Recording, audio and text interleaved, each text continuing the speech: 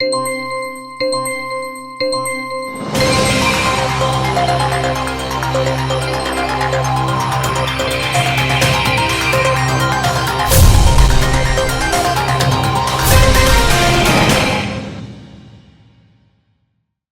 दर्शकों, बात आज की चैनल में आपका स्वागत है। मैं हूं निपुण भार्गव और पेश है आज की सच्ची बात पक्की बात।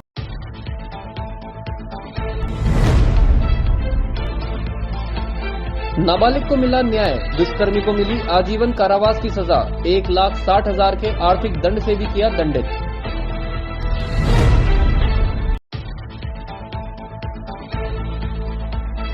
उर्स की व्यवस्थाओं को लेकर कांग्रेसियों ने जिला कलेक्टर को सौंपा ज्ञापन, बिजली पानी सहित सीसीटीवी कैमरे लगाने की भी उठाई मांग।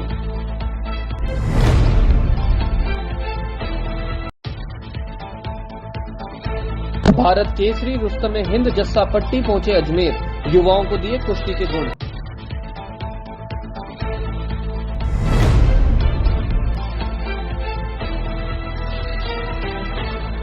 पुष्कर घूमने गई महिला के साथ हुई बैग स्नैचिंग की वारदात, मोबाइल सहित 20,000 रुपए नकद हुए चोरी।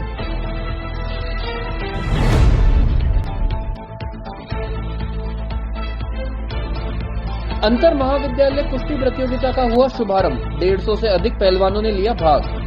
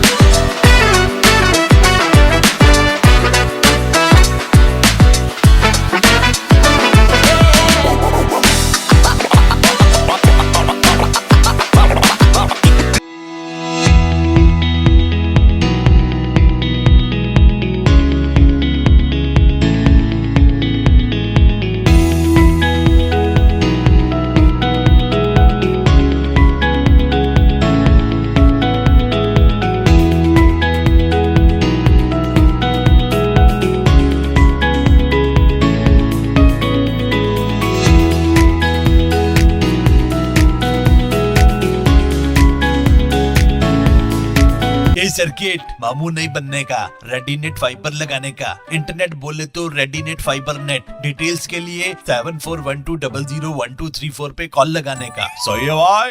इंटरनेट बोले तो रेडीनेट फाइबर। और अब शुरू करते हैं बातों का बेहतरीन सफर। आज एक 10 वर्षीय नाबालिग बच्ची को न्याय मिला। इस नाबालिग लड़की के साथ दुष्कर्म करने वाले आरोपी भूपेंद्र उर्फ बंटी को न्यायालय ने सजा सुनाते हुए आजीवन कारावास सहित 1,60,000 रुपए के आर्थिक दंड से दंडित किया। मामले की जानकारी देते हुए आपको बता दें कि यह प्रकरण 2022 का है। बच्ची जंगल में शौच के लिए गई थी, जिसके बाद वह गायब हो गई थी। पुलिस द्वारा की गई जांच के दौरान वह कामली घाट से मिली। मामले में सामने आया कि आरोपी अपनी पत्नी मैना देवी के साथ बच्ची को डरा धमका के उसे अहमदाबाद ले गया था, जहां पर 3 दिन तक उसने अपनी पत्नी के सामने ही बच्ची का यौन शोषण किया। फिलहाल मैना देवी के खिलाफ स्थायी वारंट जारी किया गया है और बच्ची को 6 लाख रुपए अलग से दिए जाने के आदेश दिए गए हैं। हाँ देखिए, आज पोक्सो कोर्ट के विशिष्ट न्यायाधीश श्री राजीव कुमार बिजलानी जी द्वारा 10 वर्षीय नाबालिग बालिका के साथ दुष्कर्म के आरोपी भूपेंद्र उर्फ बंटी को शेष प्राकृतिक जीवन जीने तक की सज़ा से दंडित किया और 1,60,000 रुपये अर्थदंड से दंडित किया है। मामला क्या था सर? परिवादी ने 3/10/2022 को पुलिस थाना मसूदा में एक रिपोर्ट इस आशय की दर्ज कराई थी कि उसकी नाबालिग 10 वर्षीय बालिका दिन में लगभग 2 बजे घर के पास जंगल में शौच करने के लिए गई थी। वहाँ पर से लौट कर नहीं आई और गांव में उसको तलाश किया तो पता पड़ा, उसकी जानकारी में आया कि गांव में रहने वाले व्यक्ति जिसके यहाँ पर भूपेंद्र बंटी व उसकी पत्नी मैना आए थे, वो दोनों भी यहाँ से गायब हैं। उनके विरुद्ध रिपोर्ट दी, पुलिस ने जांच करी और जांच की मुकदमा दर्ज किया और आरोपी और गण पीड़िता को कामली घाट पर 7/10/2022 को छोड़कर चले गए। वहाँ से कामली घाट पुलिस ने मसूदा पुलिस को सूचना की, फिर मसूदा पुलिस जाकर पीड़िता को लेकर आई। पीड़िता के 161 के बयान हुए और पीड़िता का मेडिकल करवाया गया और पीड़िता के मजिस्ट्रेट साहब के समय 164 के बयान हुए। तो पीड़िता ने घटना में बताया कि वो उस दिन सोच के लिए गई थी, भूपेंद्र बंटी व मैना देवी उसको मिले, उसे डराया धमकाया और उसे वहाँ से भीम ले गए और जवाजा ले गए, जवाजा से भीम ले गए। भीम में एक दिन रात को उसको रखा और दूसरे दिन भीम से बस के माध्यम में बैठाकर उसे अहमदाबाद ले गए और 3 दिन तक पीड़िता को अहमदाबाद में किराए के कमरे में रखा और आरोपी ने उसकी पत्नी मैना के सामने उस 10 वर्षीय नाबालिग बालिका के साथ दुष्कर्म किया। ये पीड़िता ने अपने बयानों में बताया, जिस पर पुलिस ने माननीय न्यायालय के समक्ष आरोप पत्र पेश किया। दोनों के विरुद्ध माननीय न्यायालय द्वारा आरोप लगाया गया और अभियोजन पक्ष की ओर से प्रकरण में 25 गवाह, 20 गवाह और 25 दस्तावेज प्रदर्शित कराए गए, जिस पर माननीय न्यायालय ने विश्वास कर आरोपी को आज शेष प्राकृतिक जीवन जीने तक की सजा से दंडित किया है। और इस प्रकरण में जो उसकी पत्नी मैना आरोपी है, जो प्रकरण के बीच में से फरार हो गई, उसके खिलाफ मफरूर कर स्थायी वारंट जारी किया गया है। पीड़िता को माननीय न्यायालय ने प्रतिकर स्कीम के तहत 6 लाख रुपए अलग से पीड़िता को दिलाए जाने के आदेश प्रदान किए। कोई टिप्पणी करी न्यायालय? माननीय न्यायालय ने कहा है कि जिस प्रकार से 10 वर्षीय नाबालिग बालिका को आरोपी द्वारा उसके माता पिता की सहमति के बिना और उनकी विधिक सुरक्षितता से बहला फुसला के भगाकर उसको अहमदाबाद ले जाकर उसका दुष्कर्म किया है, इस प्रकार की घटना एक गंभीर प्रकृति का अपराध है। इससे देश में नाबालिग बच्चों के ऊपर हो रहे अपराध को मद्देनजर रखते हुए उसके प्रति किसी भी प्रकार का नरमी का रूप नहीं अपनाया जा सकता। आज कांग्रेस नेता महेंद्र सिंह रलावता के नेतृत्व में कांग्रेसी पार्षदों व कार्यकर्ताओं ने उर्स की माकूल व्यवस्थाओं को लेकर जिला कलेक्टर को ज्ञापन सौंपा। इस ज्ञापन में उन्होंने मेला क्षेत्र में सड़कों की मरम्मत, बिजली व पानी की व्यवस्था के साथ साथ रहन बसेरी की व्यवस्था करने की भी मांग करी। इसके अलावा उन्होंने मेला क्षेत्र में CCTV कैमरे लगाने का भी आग्रह किया। 1 महीने के बाद में ऐतिहासिक उर्स का मेला है और अभी तक मेला क्षेत्र के अंदर न तो रोडें ठीक हुई, न पैचवर्क का कार्य हुआ, न सफाई की व्यवस्था की गई, न पानी की व्यवस्था हुई। हम लोगों ने आज इनसे मिलकर ये निवेदन किया है कि इस मेले के अवसर के ऊपर हमारे यहाँ के जो लोकल जो जनप्रतिनिधि हैं, ward number 7, ward number 8, ward number 9, ward number 10, ward number 11, ward number 12, ward number 13, ward number 14, 69 और 70, ये पूरा इलाका मेला क्षेत्र आता है।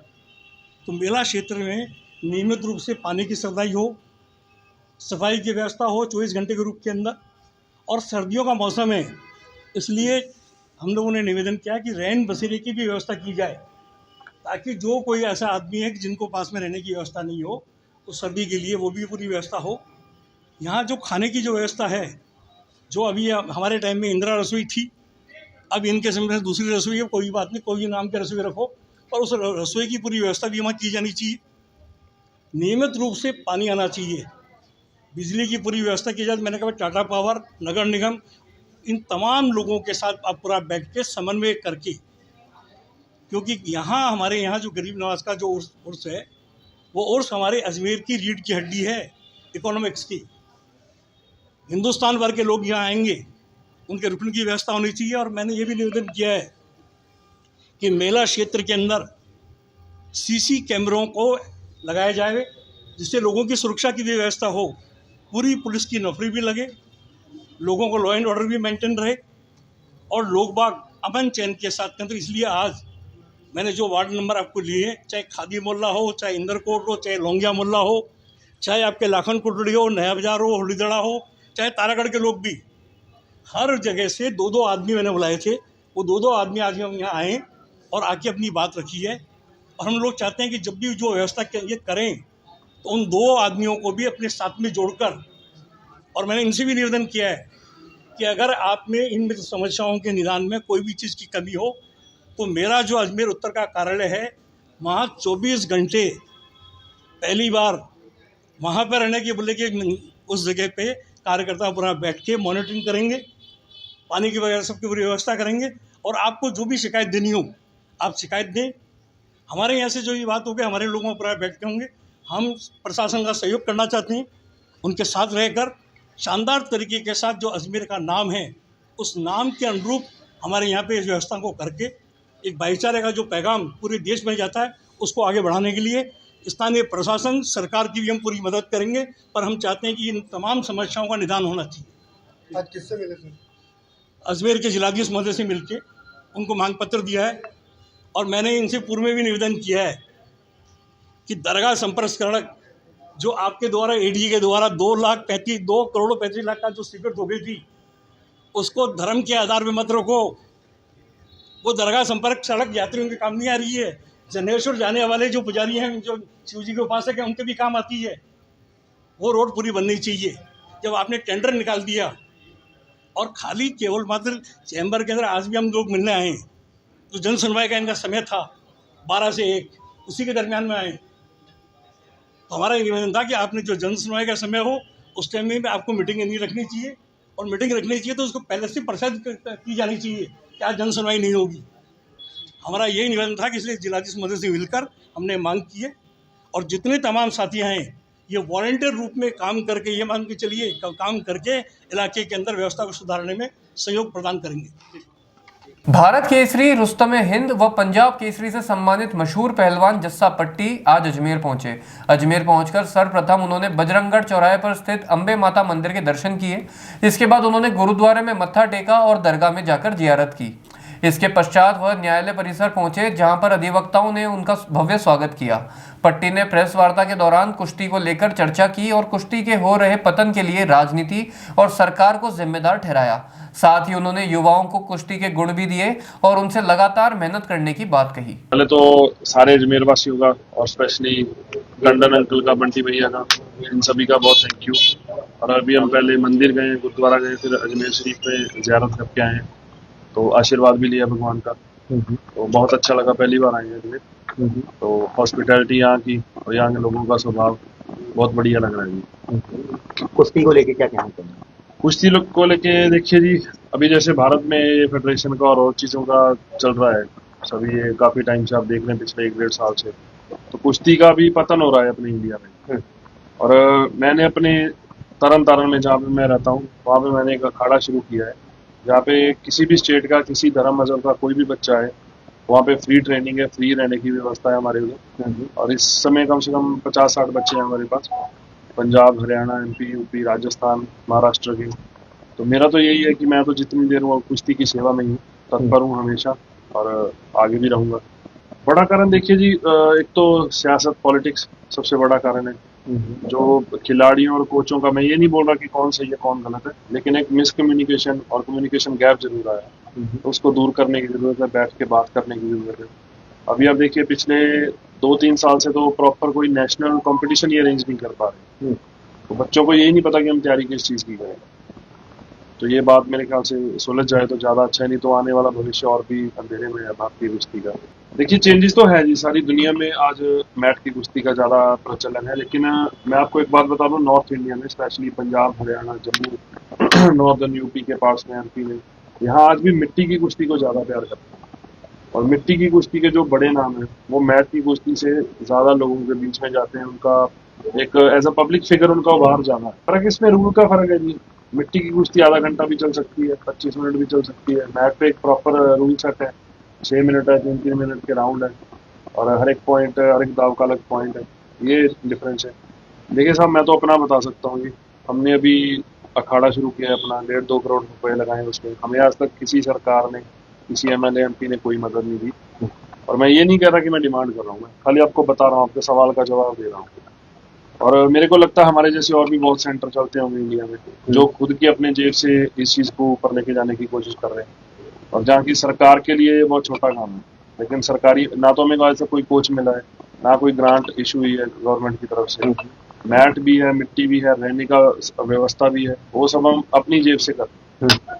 तो कहीं ना कहीं सरकार की अनगहली बोल लीजिए या नालायकी नाकामी कुछ भी बोल लीजिए, तो उसको फेस तो करना पड़ रहा है प्लेयरों को, ये बात तो सही। पुष्कर में अपने परिवार के साथ घूमने गई महिला के साथ 2 बाइक सवार बदमाशों ने बैग स्नैचिंग की वारदात को अंजाम दिया। सूचना मिलते ही पुष्कर थाना प्रभारी मौके पर पहुंचे और हालातों का जायजा लेते हुए मामले में जांच शुरू कर दी। अजमेर के वैशाली नगर निवासी पीड़िता मोनिका सिंह के पुत्र इंद्र सिंह ने बताया कि वह अपने परिवार के साथ पुष्कर घूमने गए थे। इस दौरान वह ऊंट गाड़ी में सवार होकर जा रहे थे, तभी 2 बाइक सवार बदमाश पीछे से आए और झपट्टा मारकर बैग छीनकर फरार हो गए। उन्होंने ऊंट गाड़ी से उतरकर चोरों का पीछा करने की कोशिश भी करी, लेकिन असफल रहे। पीड़िता ने बताया कि बैग में 20,000 रुपए नकद और एक फोन रखा हुआ था। इसके बाद उन्होंने पुलिस को घटना की सूचना दी, जिसके बाद पुलिस ने सीसीटीवी फुटेज के आधार पर मामले की जांच शुरू कर दी। हम मेला ग्राउंड की ओर से आ रहे थे कैमल सफारी में, तो इधर पुष्कर रोड होकर खरेखड़ी रोड है, इस पे पर्स छीन के ले गए हमारा। 2 बंदे थे, डिलक्स गाड़ी थी, बिना नंबर प्लेट का। 20,000 रुपये थे और EMI का फ़ोन था। अंधेरे का फ़ायदा उठा के झपट्टा मार के ले गया। मैं जैसे भगा तो वो फास्ट गली में से निकल के बाइक ले गया। आप किस पे जा रहे थे? हम कैमल सफारी में, उसमें बग्गी में थे। बग्गी में थे। कौन थे आपके साथ? माता जी? मम्मी, मेरी मम्मी पर्स छीन के भग गए। और कौन कौन थे? सिस्टर, मम्मी, मैं और मेरे जीजा जी। माता जी का नाम क्या? मोनिका। और आपका शुभ नाम? महेंद्र सिंह। कहाँ के निवासी है सर? वैशाली नगर अजमेर। अजमेर के दयानंद महाविद्यालय में 37वीं अंतर महाविद्यालय कुश्ती प्रतियोगिता का शुभारंभ हुआ। इस प्रतियोगिता में महिला की 17 टीमें व पुरुष वर्ग में 22 टीमों के कुल 150 से अधिक पहलवानों ने हिस्सा लिया। आज इस कार्यक्रम में मुख्य अतिथि के रूप में अजमेर दक्षिण विधायक अनीता बघेल ने शिरकत की। वहीं विशिष्ट अतिथि के रूप में रंजीत सिंह नरूका व गेस्ट ऑफ ऑनर के रूप में श्याम सुंदर शर्मा उपस्थित रहे। 37वीं अंतर महाविद्यालय पुरुष व महिला रेसलिंग प्रतियोगिता का आज उद्घाटन हुआ है। श्रीमती अनीता बघेल विधायक साउथ की, जो दक्षिण की विधायक है हमारी, उनके कर कमलों द्वारा किया गया है। उनके साथ विशिष्ट अतिथि के रूप में रंजीत सिंह नरूका वार्ड 57 के पार्षद भी थे और गेस्ट ऑफ ऑनर के रूप में श्री श्याम सुंदर शर्मा जी चीफ साई कोच विराजमान थे। और इस प्रतियोगिता में महिला वर्ग में 17 टीमें और पुरुष वर्ग में 22 टीमों के पहलवान भाग ले रहे हैं और हमारी 19 से अधिक पहलवान इस प्रतियोगिता में आए और हमें उम्मीद है कि यहाँ से एक अच्छी टीम विश्वविद्यालय के लिए जाएगी। और फ्री स्टाइल और ग्रीको रोमन में 12-12 वेट है जो पुरुष वर्ग में है और महिलाओं में फ्री स्टाइल कुश्ती हो रही है जिसमें 10 वेट है। टोटल जैसा कि मैंने अभी बताया था कि 22 टीमें तो आई है पुरुष वर्ग में और 17 टीमें आई है गर्ल्स वर्ग में, तो 150 से ऊपर पहलवान इस प्रतियोगिता में भाग ले रहे हैं और मुझे उम्मीद है कि बहुत अच्छी फाइट अभी चल रही थी और अच्छी टीम विश्वविद्यालय के लिए यहाँ से जानी चाहिए। डॉक्टर सैयद असगर अली, खेल अधिकारी, दयानंद महाविद्यालय अजमेर। बातों को देते हैं छोटा सा विराम, जल्दी मिलते हैं एक नए सफर पर।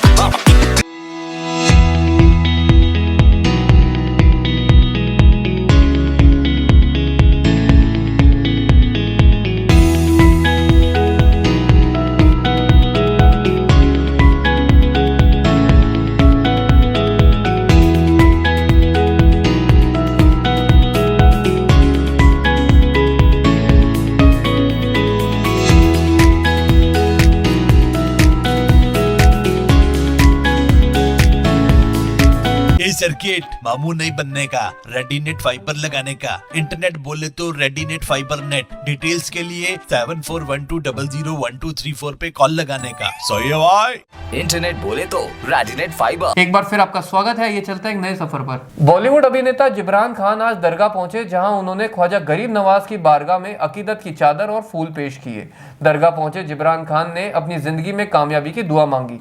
आपको बता दें कि जिब्रान खान ने फिल्म कभी खुशी कभी गम, रिश्ते, इश्क विश्क और बड़े दिल वाले जैसी फिल्मों में अभिनय किया है। पहले तो शुक्रिया आप लोग सब आए इधर और आप सबसे हमारे साथ है।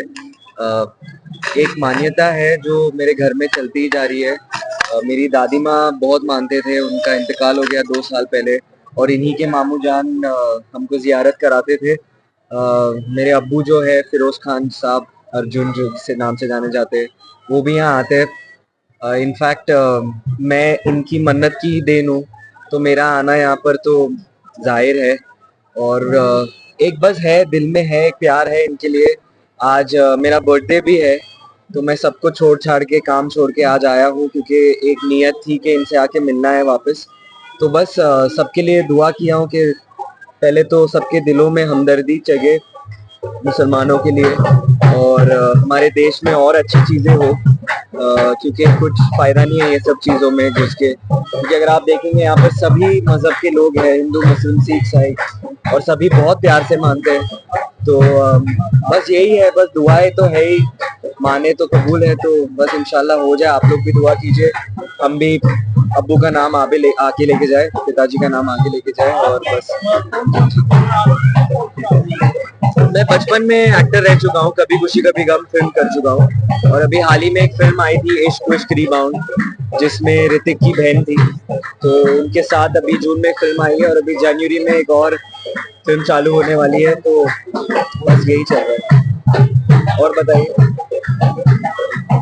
ठीक है, चलिए, अल्लाह हाफिज, फिल्म मिलेंगे। चोरी व नकबजनी की घटनाओं के खिलाफ एसपी वंदिता राणा व अतिरिक्त पुलिस अधीक्षक ग्रामीण दीपक शर्मा द्वारा चलाए जा रहे विशेष अभियान के तहत पुलिस ने एक और कामयाबी हासिल की।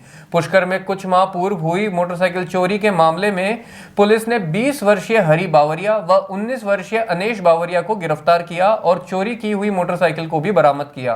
आपको बता दें कि इन दोनों चोरों ने परिवादी के घर में घुसकर मोटरसाइकिल चोरी की वारदात को अंजाम दिया था, जिसके बाद से ही इनकी तलाश जारी थी। पुलिस द्वारा इन दोनों चोरों से पूछताछ जारी है। अजमेर की पुष्कर रोड स्थित मोती विहार कॉलोनी की रहने वाली महिला राजकुमारी वर्मा के साथ 2 बाइक सवार बदमाशों ने पर्स स्नैचिंग की वारदात को अंजाम दिया। एएसआई प्रेम सिंह ने बताया कि करीब 18 दिन बाद परिवादिया द्वारा मुकदमा दर्ज कराया गया है।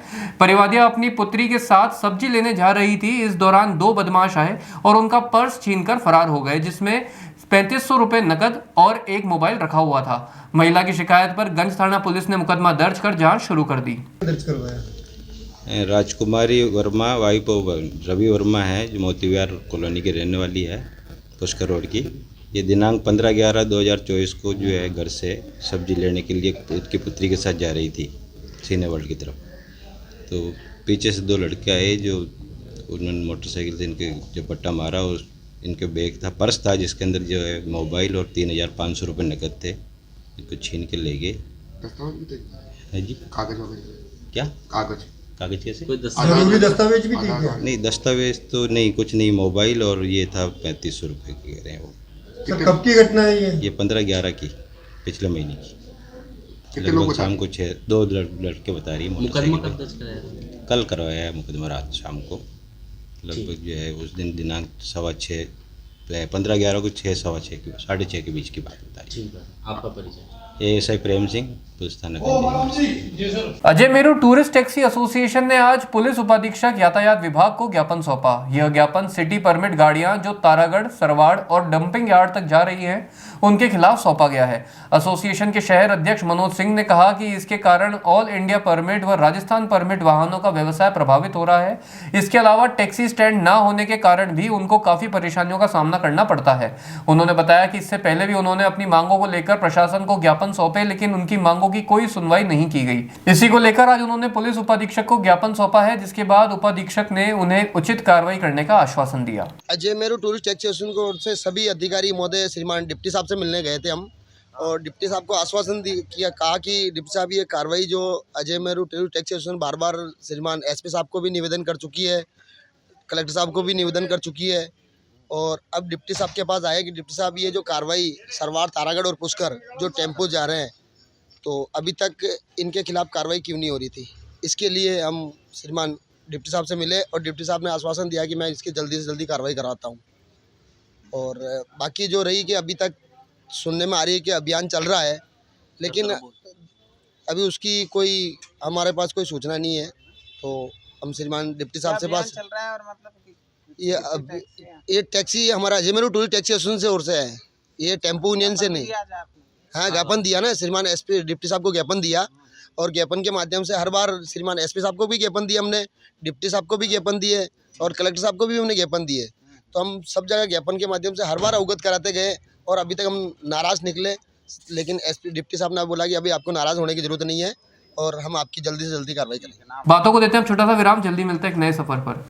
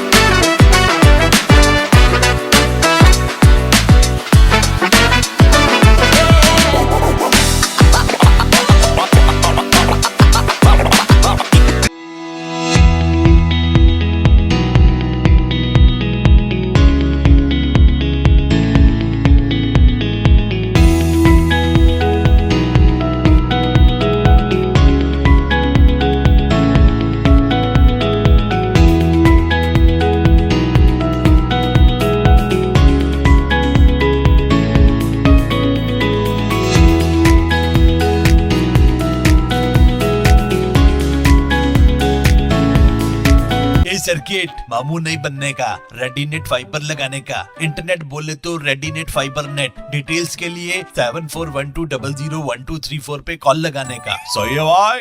इंटरनेट बोले तो रेडीनेट फाइबर। एक बार फिर आपका स्वागत है, ये चलता है एक नए सफर पर। अजमेर फुटबॉल गर्ल्स कलेक्टिव ने आज चाचियावास बालिका उच्च माध्यमिक विद्यालय के फुटबॉल ग्राउंड को लेकर जिला कलेक्टर को ज्ञापन सौंपा।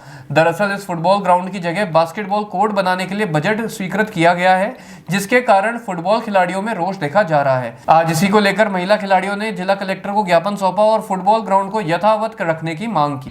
चाचियावास बालिका विद्यालय जो उच्च माध्यमिक बालिका विद्यालय है, उसका खेल मैदान में बास्केटबॉल का मैदान बनाने के लिए कुछ बजट सैंक्शन हुआ है। उसके कारण वहाँ में काम शुरू हो गया है वो मैदान बनाने का, और 6 सालों से लड़कियाँ फुटबॉल खेलती है। लगभग गांव की 40 से 50 लड़कियाँ नियमित वहाँ पे प्रैक्टिस करती है। तो बास्केटबॉल का मैदान अगर बन जाता है वहाँ पे, तो इन लड़कियों को काफ़ी दिक्कत हो सकती है और लड़कियाँ खेल नहीं पाएगी। तो इसलिए हम चाहते हैं, लड़कियों की ये मांग है कि वो फुटबॉल का मैदान है उसको वैसे ही बना रहने दिया जाए, और उसमें बल्कि जो अगर बजट आया है तो उसके वो बजट 4 दीवारी बनाने में, ग्रीन घास लगाने में, और वहाँ पे जो एक खंबा है बिजली का उसको वो हटा के, ताकि लड़कियाँ खेलते टाइम बहुत सावधानी से खेलना पड़ रहा है, नहीं तो वो टकरा जाएगी तो चोट लगने का काफ़ी डर है। तो वो खंबा हटा के वहाँ पे मैदान समतल हो तो वो ज़्यादा ठीक रहेगा। यही लड़कियों की मांग है। मैं पद्मा जोशी, महिला जन अधिकार समिति से। मेरा नाम निशा रावत है और हम अजमेर गर्ल्स फुटबॉल कलेक्टिव से हैं, और मैं ये चाहती हूँ कि जो हमारा ग्राउंड है उस पर बास्केटबॉल का ग्राउंड बनाया जा रहा है। तो हम सब लोगों की ये मांग है कि वहाँ पे बास्केटबॉल का ग्राउंड नहीं बनाया जाए, उसके बजाय जो फुटबॉल ग्राउंड है उस पर अच्छी घास लगाई जाए और 4 दीवारी जो है वो और बड़ी हो जाए, और बीच में जो बिजली का खंभा है उसको हटाया जाए, ताकि हम लोग अच्छे से खेल पाए। क्योंकि हमारे गाँव से लड़के राज्य स्तर और जिला स्तर पर खेल चुकी है, तो मैं चाहती हूँ कि उनका गेम नहीं रुके, और साथ ही जो लड़कियाँ हैं वो फुटबॉल खेलने से उनमें ये है कि कि वो आगे पढ़ पा रही है और आगे पढ़ पा रही है और बाहर जा पा रही है, तो वो चीज़ उनकी एक तरीके से रुक जाएगी, क्योंकि बास्केटबॉल का इतना चलन नहीं है अभी गाँव में। तो मैं ये चाहती हूँ कि बस जो बास्केटबॉल का ग्राउंड है वो वहाँ नहीं बने और जो मैदान है वो अच्छा करवाया जाए। अभी किस तरह की दिक्कतें आ रही है आप? अभी वहाँ पे ये है कि बीच में बिजली का खंभा है, तो उससे लड़कियों को चोट लगने की दिक्कत होती है और कभी मतलब लग सकती है और गंभीर चोट आ सकती है। इसके साथ ही मतलब अभी हमारे ग्राउंड में बास्केटबॉल ग्राउंड के लिए स्टार्ट कर दिया बनाना, तो उससे हम खेल नहीं पाते, पूरा ग्राउंड यूज़ नहीं कर पाते और बहुत छोटी जगह रह गई है जहाँ पे हम खेल पा रहे हैं। और वो भी फुटबॉल का ग्राउंड तो आपने देखा ही है कि कितना बड़ा होता है, तो वो काफ़ी छोटा है उसके लिए एरिया। कौन सी जगह पे है? चाचियावास से। और मेरा नाम निशा रावत है और हम महिला जन अधिकार समिति से हैं। कितनी बच्ची है लगभग 40 से 50 लड़कियां फुटबॉल खेलती है, बाकी यहाँ पे तो जो सीनियर्स है वही है। आज आप खेल भी नहीं पा रहे हो आप? यहाँ पे हम जिला कलेक्टर से मिले हैं और उन्होंने हमारी मांग सुनी है, अब देखते हैं आगे क्या करते हैं। मुख्य निर्वाचन अधिकारी नवीन महाजन ने अजमेर में मतदाता सूचियों के विशेष संक्षिप्त पुनरीक्षण कार्यक्रम के अंतर्गत एक महत्वपूर्ण बैठक ली। इस बैठक में समस्त निर्वाचक रजिस्ट्रीकरण पदाधिकारियों ने भाग लिया और मतदान प्रक्रिया की समीक्षा की। इससे पूर्व मुख्य निर्वाचन अधिकारी नवीन महाजन ने मतदान बूथों का निरीक्षण किया, जिसमें उन्होंने मतदान प्रक्रिया की तैयारियों का जायजा लिया। इस बैठक का मुख्य उद्देश्य मतदाता सूचियों को अद्यतन करना और मतदान प्रक्रिया को मजबूत बनाना था। मुख्य निर्वाचन अधिकारी नवीन महाजन ने कहा कि मतदान प्रक्रिया को सुचारू और निष्पक्ष बनाने के लिए हर संभव प्रयास किए जाएंगे। आज जो अजमेर जिला निर्वाचन अधिकारी हैं, इनके अधीनस्थ जो विधानसभा क्षेत्र है, इनके ईआरओज ने जो काम अब तक मतदाता सूचियों का जो पुनरीक्षण कार्यक्रम चल रहा है उसकी विस्तृत समीक्षा सभी ईआरओज, जिला निर्वाचन अधिकारी और इनके जो उप जिला निर्वाचन अधिकारी है उनके साथ की गई। हमारा मेन जो इसमें मकसद है कि जो युवा वोटर है, जो 18 साल की उम्र प्राप्त कर चुका है और अब वोटर लिस्ट में उसका नाम जुड़ना चाहिए, उसको प्रोत्साहित करना है कि वो अपने आप को ऐसा वोटर एनलिस्ट कराए। अभी जब हमने समीक्षा की तो इसमें केकड़ी और पुष्कर विधानसभा खास तौर पे, इनमें तो बहुत अच्छा सराहनीय काम हो रहा है, पर कुछ और जो विधानसभा क्षेत्र हैं जो हम लोगों ने आइडेंटिफाई किए हैं, वहां अभी और गुंजाइश है युवा वोटर्स को रजिस्टर करने की। अच्छी एक सुखद जो पहलू है अजमेर जिले का कि यहाँ की जो जेंडर रेशो है वो अच्छी है। महिलाओं को बाकी स्टेट के कंपैरिजन में एज अ वोटर अच्छी तादाद में रजिस्टर कराया जा रहा है।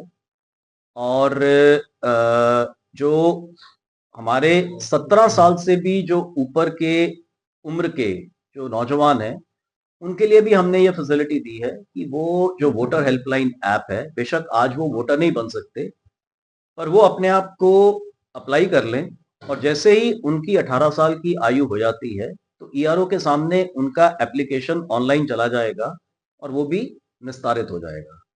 आज सुबह मैंने भी अजमेर नॉर्थ और साउथ के जो मतदान केंद्र थे उनका निरीक्षण किया था। वहाँ जो बूथ लेवल अधिकारी हैं, सुपरवाइजर्स हैं, उनका रिकॉर्ड भी देखा। कुल मिला के जो मतदाता सूचियां हैं, इनका जो काम है जिले में संतोषजनक है। कुछ कॉन्स्टिट्यूंसीज हैं जिनमें अभी सुधार की गुंजाइश है। सरकार इस पे अंतिम निर्णय करेगी और जो लॉजिस्टिकल सपोर्ट है वो बेसिकली जो ईवीएम्स का होता है या बाकी चीज़ों का होता है, वो बेस्ड ऑन दैट हम लोग। विद्युत विभाग पुष्कर डिस्कॉम के सहायक अभियंता कार्यालय में बुधवार को 1 दिवसीय पीएम सूर्य घर मुफ्त बिजली योजना जागरूकता शिविर का कार्यक्रम आयोजित किया गया। सहायक अभियंता विकास शर्मा ने बताया कि नागौर रोड स्थित डिस्कॉम कार्यालय में बुधवार को किए गए पीएम सूर्य घर मुफ्त बिजली योजना जागरूकता शिविर के अंतर्गत आमजन में जागरूकता लाने तथा जानकारी उपलब्ध कराने के उद्देश्य से शिविर में संबंधित उपखंड क्षेत्र के अधीन रहने वाले इच्छुक उपभोक्ताओं को मौके पर ही रजिस्ट्रेशन कर लाभान्वित किया जाएगा तथा योजना से संबंधित समस्त जानकारी उपलब्ध करवाई जाएगी। केंद्र सरकार द्वारा बिजली उत्पादन को बढ़ावा देने के लिए गैर पारंपरिक ऊर्जा उत्पादन को बढ़ावा देने के उद्देश्य से पीएम सूर्य घर मुफ्त बिजली योजना की शुरुआत की गई है। योजना के अंतर्गत इच्छुक घरेलू उपभोक्ताओं के घरों की छत पर सौर ऊर्जा संयंत्र स्थापित किए जाएंगे। घरेलू उपभोक्ता उपभोक्ताओं को अपने घरों की छत पर सौर ऊर्जा संयंत्र स्थापित करने हेतु केंद्र सरकार द्वारा सब्सिडी दिए जाने की घोषणा की गई है।